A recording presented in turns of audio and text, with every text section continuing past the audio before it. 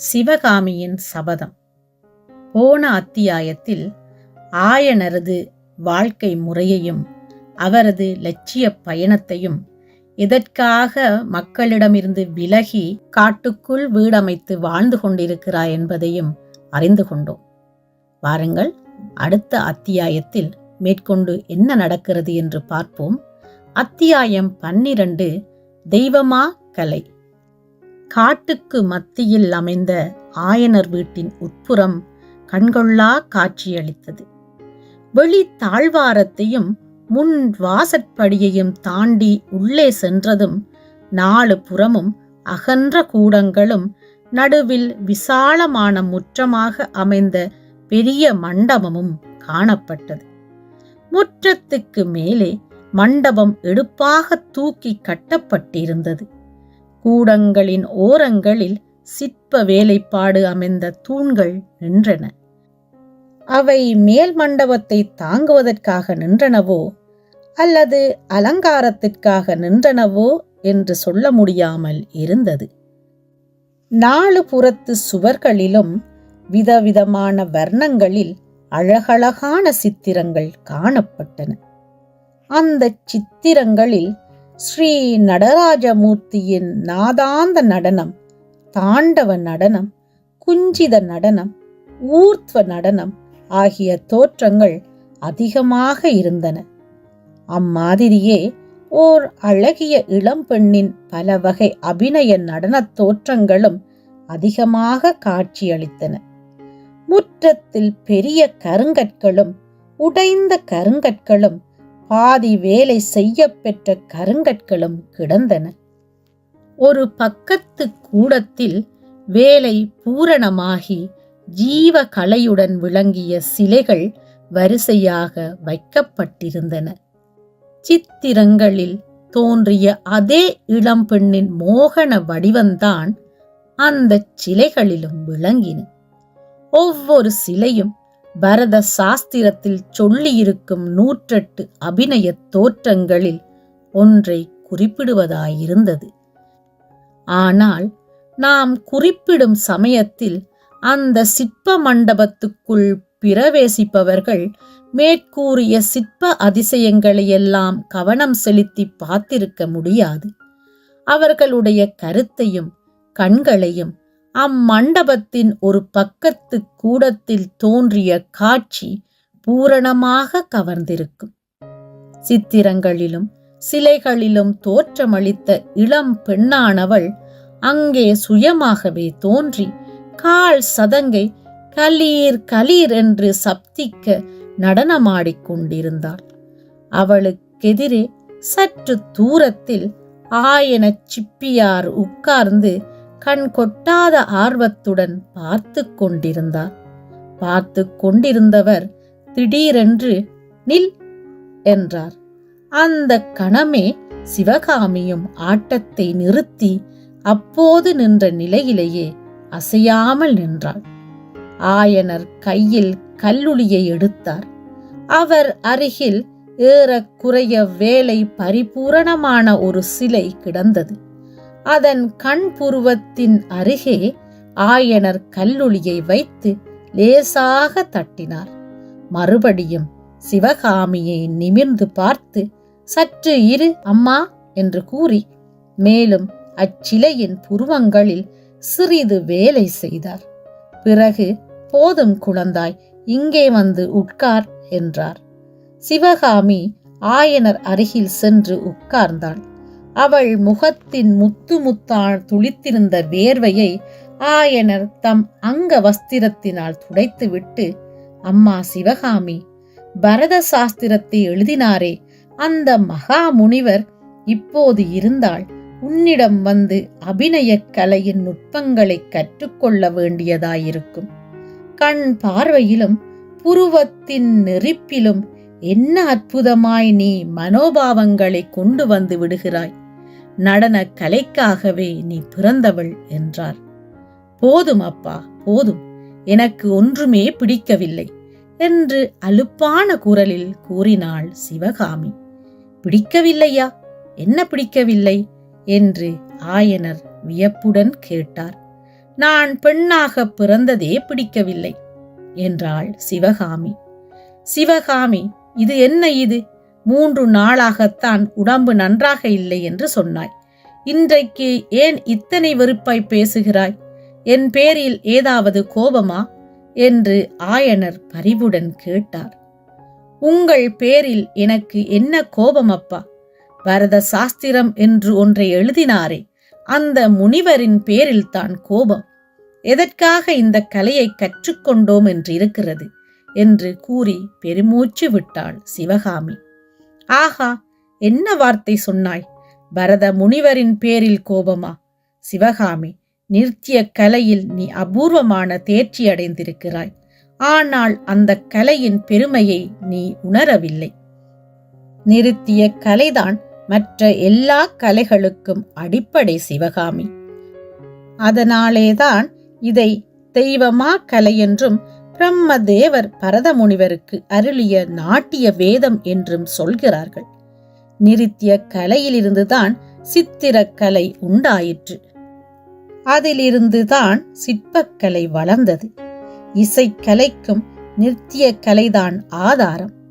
பரத சாஸ்திரம் அறியாதவர்கள் சங்கீதத்தின் ஜீவ தத்துவத்தை அறிய முடியாது அம்மா. அன்றைக்கு ருத்ராச்சாரியாரே இதை ஒப்புக்கொண்டு விட்டார். யார் ருத்ராச்சாரியார்? சக்கரவர்த்திக்கு பக்கத்தில் பெரிய வெள்ளைத்தாடியோடு உட்கார்ந்திருந்தாரே, அவரா? ஆம், அவர்தான். நமது மகேந்திர சக்கரவர்த்தியின் சங்கீத ஆசிரியர். சங்கீதத்தை பற்றி சாஸ்திரம் எழுதியிருக்கிறார். இப்போதே கிழவருக்கு வயது அதிகமாகிவிட்டது. இருந்தாலும் தடியை ஊன்றிக்கொண்டு உன்னுடைய அரங்கேற்றத்திற்கு வந்திருந்தார். உன்னுடைய ஆட்டத்தை பார்த்து பிரமித்து போய்விட்டார். சபை கலைந்தவுடனே அவர் என்னை கூப்பிட்டு, உன் மகள் நன்றாயிருக்க வேண்டும். அவள்தான் இன்று என் குருட்டு கண்களை திறந்து ஒரு முக்கியமான உண்மையை உணரச் செய்தாள். நான் சங்கீத சாஸ்திரம் எழுதியிருக்கிறேனே, அதெல்லாம் சுத்த தவறு. பரத சாஸ்திரம் பயிலாமல் நான் சங்கீதத்தை பற்றி எழுதியதே பெரும் பிசகு என்று சொன்னார். சங்கீத மகா சாகரமாகிய ருத்ராச்சாரியாரே இவ்வாறு சொல்லியதென்றால், அப்பா, யார் என்ன சொன்னால் என்ன? எனக்கு என்னமோ ஒன்றும் பிடிக்கவில்லை. பரதம், சங்கீதம், சிற்பம், சித்திரம் இவற்றினால் எல்லாம் உண்மையில் என்ன பயன்? சிவகாமி, நீதானா கேட்கிறாய்? கலைகளினால் என்ன பயன் என்று? மகளே, நான் கேட்டதற்கு விடை சொல். வசந்த காலத்தில் மரங்களும் செடிகளும் பூத்து குலுங்குவதனால் என்ன பயன்? பௌர்ணமி இரவில் பூரண சந்திரன் பால் நிலவை பொழிகிறதே, அதனால் என்ன பயன்? மயில் ஆடுவதனாலும் குயில் பாடுவதனாலும் என்ன பயன்? கலைகளின் பயனும் அவை போன்றதுதான். கலைகளை பயில்வதிலேயே ஆனந்தம் இருக்கிறது. அந்த ஆனந்தத்தை நீ அனுபவித்ததில்லையா? இன்றைக்கு ஏன் இப்படி பேசுகிறாயம்மா? சிவகாமி மறுமொழி சொல்லாமல் எங்கேயோ பார்த்த வண்ணம் இருந்தாள். காதளவு நீண்ட அவளுடைய கரிய கண்களின் முத்துப்போல் 2 கண்ணீர் துளிகள் துளித்து நின்றன. இதை பார்த்த ஆயனர் திடுக்கிட்டவராய் சற்று நேரம் சிந்தனையில் ஆழ்ந்திருந்தார். பிறகு சிவகாமியின் கூந்தலை அருமையுடன் தடவி கொடுத்த வண்ணம் கூறினார், அம்மா, எனக்கு தெரிந்தது. உன்னை அறியா வயதில் சிறு குழந்தையாகவே நான் இன்னமும் எண்ணிக்கொண்டிருக்கிறேன். அது தவறுதான். உனக்கு வயது வந்து உலகம் தெரிந்து விட்டது. உன்னை ஒத்த பெண்கள் கல்யாணம் செய்து கொண்டு குடியும் குடித்தனமுமாய் வாழ்கிறார்கள் என்பதை பார்த்திருக்கின்றாய். உன் அன்னை உயிரோடு இருந்திருந்தால் இத்தனை நாளும் உனக்கு கல்யாணம் செய்து வைக்கும்படி என் உயிரை வாங்கியிருப்பாள்.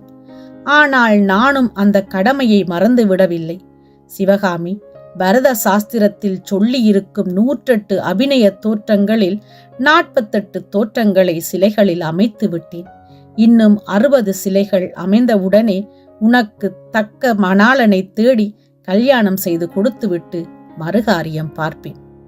இவ்விதம் ஆயனர் சொன்னபோது சிவகாமி கண்களை துடைத்து கொண்டு அவரை நிமிர்ந்து பார்த்து, கல்யாண பேச்சு எடுக்க வேண்டாம் என்று எத்தனை தடவை சொல்லியிருக்கிறேன் அப்பா. எனக்கு கல்யாணமும் வேண்டாம், ஒன்றும் வேண்டாம். உங்களை தனியாக விட்டு நான் போவேனா? அவ்வளவு மோசக்காரி அல்ல நான் என்றாள். உண்மை என்னவென்றால், சிவகாமியை கல்யாணம் பண்ணி கொடுப்பதில் ஆயனருக்கு அந்தரங்கத்தில் விருப்பம் கிடையாது. குழந்தை பருவத்திலிருந்தே அவளை கண்ணுக்கு கண்ணாக வளர்த்தவர் அவர். கல்வியும் கலையும் பயில்வித்தவர் அவர். பெண்ணை விட்டு பிரிந்து ஒரு நிமிடம் கூட தாம் உயிர் வாழ முடியாது என்று ஆயனர் எண்ணினார். ஆனாலும் என்றைக்காவது ஒரு நாள் அவளை கல்யாணம் செய்து கொடுத்துத்தானே ஆக வேண்டும் என்னும் நினைவு அடிக்கடி அவர் மனதில் உறுத்திக் கொண்டிருந்தது. எனவே சிவகாமியின் கல்யாணத்தை பற்றி அவர் சில சமயம் கவலைப்படுவதும் உண்டு. அப்போதெல்லாம் சிவகாமி எனக்கு கல்யாணம் வேண்டாம் என்று மறுமொழி கூறுவதை கேட்பதில் அவருக்கும் மிகவும் ஆனந்தம். இன்றைக்கும் சிவகாமியின் மறுமொழி ஆயனருக்கு ஆறுதலை அளித்தது. எனினும் அவர் மேலும் தொடர்ந்து, அதெப்படி சிவகாமி, மனம் செய்து கொடுக்காமலே நான் உன்னை என் வீட்டிலேயே வைத்துக் கொண்டிருந்தால் நன்றாயிருக்கும். உலகம் ஒப்புக்கொள்ளுமா? ஒரு தகுந்த பிள்ளையாக பார்த்து கல்யாணம் பண்ணி கொடுக்க வேண்டியதுதான். ஆனால் இந்த யுத்தம் ஒன்று வந்து தொலைந்திருக்கிறது. இதனால் நமது குமார சக்கரவர்த்தியின் திருமணம் கூட தடைப்படும் போலிருக்கிறது. சிவகாமியின் முகத்தில் அப்போது ஒரு அதிசயமான மாறுதல் காணப்பட்டது. ஆங்காரத்தினால் ஏற்பட்ட கிளர்ச்சி அந்த அழகிய முகத்தை இன்னும் அழகுபடுத்தியது. என்ன அப்பா சொல்கிறீர்கள்? யாருக்கு திருமணம்? குமார சக்கரவர்த்திக்கா என்றாள். ஆமா, மாமல்லருக்கு இந்த ஆண்டில் திருமணம் நடத்த வேண்டுமென்று மகாராணிக்கு மிகவும் ஆசையாம். போர் முடிந்த பிறகுதான் கல்யாணம் என்று சக்கரவர்த்தி சொல்லிவிட்டாராம். இதனால் புவன மகாதேவிக்கு மிகுந்த வருத்தம் என்று கேள்வி. சிவகாமி கோபம் ததும்பிய குரலில், அப்பா, யார் வேணுமானாலும் கல்யாணம் செய்து கொள்ளட்டும், அல்லது செய்து கொள்ளாமல் இருக்கட்டும். நான் என்னவோ கல்யாணம் செய்து கொள்ளப் போவதில்லை என்றாள். ஆயனர் மீண்டும், அதெப்படி முடியும் சிவகாமி? சைவ குலத்து பெண்ணை மனம் செய்து கொடுக்காமல் எப்படி வைத்திருக்கலாம்? 4 பேர் கேட்டால் நான் என்ன சொல்வது என்றார். அப்பா, நீங்கள் கவலைப்பட வேண்டாம். நான் புத்த மதத்தைச் சேர்ந்து பிக்குணியாகி விடுகிறேன். அப்போது உங்களை ஒருவரும் ஒன்றும் கேட்க மாட்டார்கள் என்றாள் சிவகாமி. அவள் இவ்விதம் சொல்லி வாய்மூடிய அதே சமயத்தில் வாசற்புறத்தில் புத்தம் சரணம் கச்சாமி என்று குரல் கேட்டது. இருவரும் திரும்பி பார்த்தார்கள். வாசற்படிக்கு அருகில் நாகநந்தி அடிகளும் அவருக்கு பின்னால் வியப்புடன் உள்ளே எட்டி பார்த்து கொண்டு பரஞ்சோதியும் நின்று கொண்டிருந்தார்கள்.